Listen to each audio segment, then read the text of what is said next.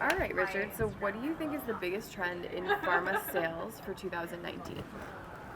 Wow, 2000 for 2019, I think the biggest trend is being more and more patient centric, and really being able to dial into as far as the masses of marketing medication to the masses, as opposed to now really focusing on individual types of patients.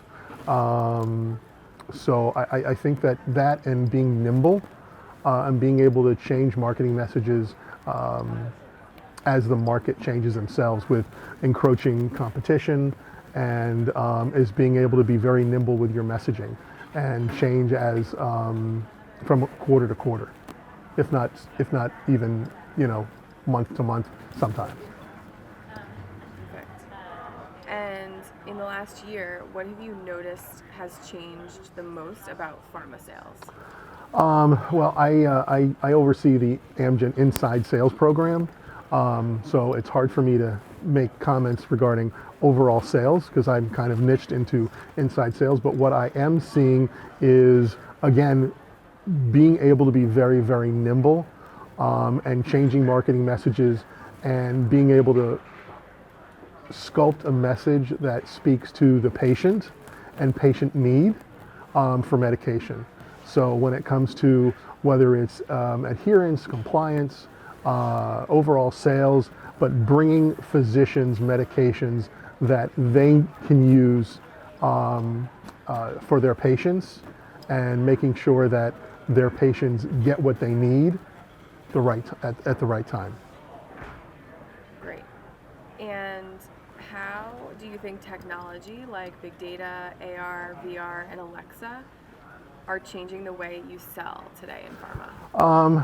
Alexa, I think I don't see Alexa changing the way we sell, because that would mean that a representative would have to go to each office with an Alexa or explain to a physician how Alexa is going to help them. However, selling, is always universal. It's really making sure that you're speaking the doctor's language, bringing not only bringing innovative products to market from a company standpoint, but being able to make your product patient centric and really explaining how your product brings value to their individual patients who they're treating, and being nimble with the messaging. Not every patient is the same, so sometimes patients have to have individual messaging. I would say pharma sales is there's always going to be a pharma sales representative. But I see inside sales or alternative selling taking a bigger opportunity to bring value to the outside sales representative, like inside sales, like that the program that I oversee. I see that as being not a replacement of, but a value added to the outside sales representative. So value added servicing, being able to be very nimble in the markets, whereas sales representatives that are seeing physicians face to face can have a alternative messaging for specific patient types that would impact their overall the outside sales relationship.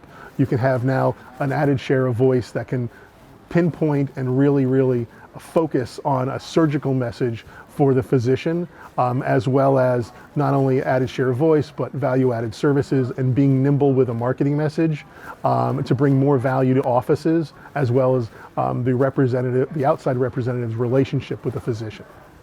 So my favorite part, not only this year, but what I experienced last year, was how intimate the convention is and the conference is. So, I've been to a lot of pharma conferences, whether it's medical meetings and whatnot, and they're always attended by vast numbers of people.